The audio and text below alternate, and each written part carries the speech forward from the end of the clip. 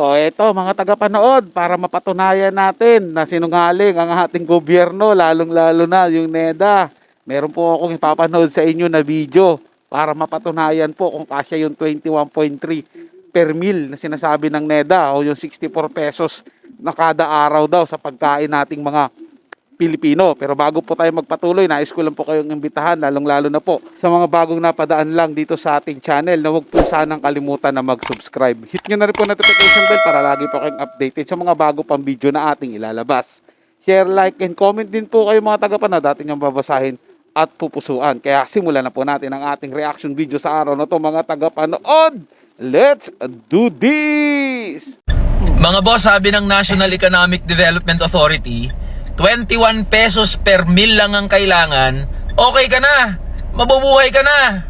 Oh, nandito ako sa gilid ng SSS, kung saan kumakain yung mga manggagawa, empleyado ng gobyerno. Check natin kung magkakasya yung pinagsasabi ng NEDA. Ate, sabi ng NEDA, kasya daw 21 pesos para makakain. Anong tingin mo doon? Sige po, sila magbenta ng 21 pesos, akong bibili. Meron silang benta sa akin. Pero pumunta sila dito, kung pamili sila ng ulam, pero wala silang mabibili. Ganong halaga. Magkano ba yung tinitinda nyo na ulam dito? May 21 pesos ba? Wala. Wala po, sir. Saan makakapagtay 20 Sabi pesos? niya, sabi mo 60 64 sa isang buong araw. isang araw Naku, po. walang di magkakasya yun. Sige sir, bibigyan ko siya ng 64 pesos. Pagkasya niya sa isang araw Pagkasya yun. niya sa isang araw. Sige po, ang itlog, 15. Mm. Ang kanin, may 20, may 15. Oh, magkano na yun? 30. Sa almusal tanghalian niya, hanggang 90 pesos yung 30 lang. Isang itlog lang yung isang kanin. Sa tingin mo, kaya mo yun, sir? Oh, narinig mo yon? Secretary Arsenio Balisacan. Mismong mga nagtitinda na sa karenderya nagsasabi, hindi kasya yung pinagsasabi mo. Mga boss, susubukan ko yung kalokohan ng NEDA at bibili ako ng 21 pesos na nakakabusog na pagkain. Tignan natin kung uubra. Oh, nandito ako sa fishbowlan kasama si Kuya. Kuya, anong pangalan mo? Richard po. Oh, yan, si Kuya Richard ha. Check ko, ano ang kakasya sa 21 pesos. Ang inabot ng 21 pesos ko, fishball tsaka kikiam, 7 piraso. Kuya Richard, may piso ka ba na palamig? Wala ko. No, wala siyang piso na palamig. Bili naman ako sa sari-sari store ng pansit canton tsaka ng kape.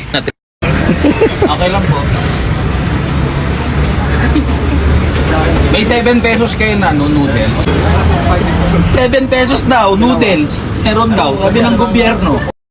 3 and 1. 3 in 1 na 4 pesos, meron po. 17, 34. 34. 17, 34 pesos mga boss. O nasa na yung 21 pesos na kalokohan nyo? NEDA, ha? Puro kayo economic assumptions. Hindi nyo alam yung pinagsasabi nyo. Hindi lapat sa realidad sa tunay na buhay ng mga manggagawa at ordinaryong Pilipino.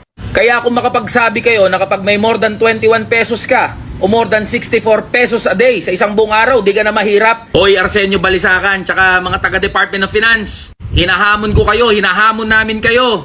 Ibaba nyo yung mga sahod nyo sa minimum wage, provincial rate pa. Tapos pagkasahin nyo, 21 pesos per meal, 64 pesos a day. Tingnan ko kung di kayo matawa sa sarili nyong kagaguhan. O ano na, Secretary Arsenio ng NEDA. O, nakita mo na. Mismong yung nagtitinda ng sa karinderya, ang nagsasabi na hindi po talaga kasya yung 21 pesos mo. At yung 64 na sinasabi mo, o computation niya nila, 90 pesos, tipid na tipid pa po yun sa pagkain. Kaya nakakagulo po talaga eh. Kung paano nyo nasabi na may pag 21.3 pesos ka per meal, eh hindi po hirap sa pagkain ng mga Pilipino. 64 pesos a day. Ako po mga tagapanood, naguguluhan po talaga ako kung paano nila nakuha yung ganyan computation. Ano po ang gusto nilang gawin sa mga Pilipino? 'Di ba? Kumain na lang po ng isang pirasong itlog araw-araw. Hintayin na magkasakit. Dahil yun lang po sabi na NEDA, 'di ba? Yun lang po para masabi pong hindi tayo hirap. Ano ba talaga ang pinagtatakpan ng ating gobyerno? Ano po ba talaga ang nais nilang gawin kung bakit nila ginagawa po yung mga ganitong bagay? 'Di ba, mga tagapanood? Hindi ko po maintindihan sa gobyerno eh. Sa halip na sabihin nila yung katotohanan, sa halip na magpahayag sila ng katotohanan tungkol sa nangyayari sa ating bansa, sa ating paghihirap, eh pinagtatakpan pa po nila sa pamamagitan ng kung ano-anong mga sinasabi nilang pag-aaral. 21.3 pesos per meal. Sapat na daw sa isang kainan lang. Ultimo sa mga street food na lang, mga tagapanood, di ba? Hindi tayo mabubusog doon sa 21 pesos na sinasabi ng NEDA na yan. Buti na lang po talaga, pinapatunayan nito ng ating idol, si Sir Elijah San Fernando. At kaya kung gusto nyo po mga tagapanood na mas mamulat pa at mas matuto pa sa mga kagaguhan, sa mga kalokohan na ginagawa sa atin ng ating gobyerno, ng mga batas na pinatutupad nila na nagpapahirap po sa ating mga mamamayan, lalo na sa mga nasa laylayan, follow nyo po yung page nito ni Sir Elijah San Pedro. Marami po kayo, o San Fernando, Pedro tuloy. Mas marami po kayong matututunan sa kanya, mas marami po kayong malalaman at mabubuksan po talaga at maliliwanagan po kayo. Kaya mga tagapanood, wag po tayo basta-basta magpapadala sa sinasabi ng gobyerno. Kinukondisyon lang nila ang ating mga kaisipan para masabi na hindi tayo hirap, 'di ba?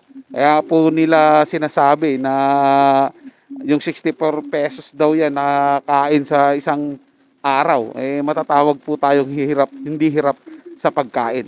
Sa susunod na mga video po, mga tagapanood, aalamin po natin kung bakit nila ginawa yung ganyang pag-aaral at bakit nila inilalabas yung mga ganyang pag-aaral daw kuno nila, 'di ba? Kasi alam ko po mga tagapanood, kaya nila sinasabi yan na yung 21.3 pesos na yan per day, per meal po, na hindi tayo hirap sa pagkain, matatawag na tayo hindi hirap sa pagkain. Kasi meron po yan silang gustong palabasin. Meron po yan silang datos na kinukuha po mga tagapanood. Parang meron talaga silang pinagtatapan at meron silang gustong gawin.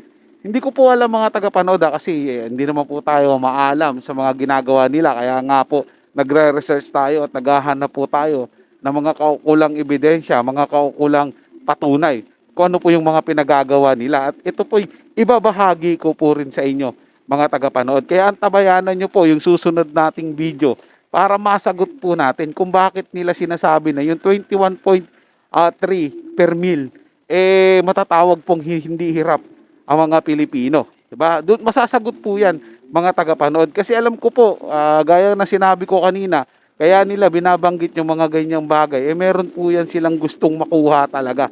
Meron yan silang gustong patunayan. Hindi man sa international community or para masabi po na hindi hirap ang bansang Pilipinas. So yun lang po muna mga tagapanood. Nagustuhan nyo po yung ating talakayan sa araw na to. At kung kayo bago lang po na napadaan dito sa ating channel, huwag nyo po sanang kalimutan na mag-subscribe. Hit nyo na rin po notification bell para lagi po kayong updated sa mga bago pang video na ating ilalabas. Share, like, and comment din po kayo mga tagapanood. Ating yung babasahin at pupusuan. So hanggang sa muli po, ito yung Tagapanood TV. Komento at opinion lamang, wala pong personalan. Paalam po at mabuhay po kayong lahat.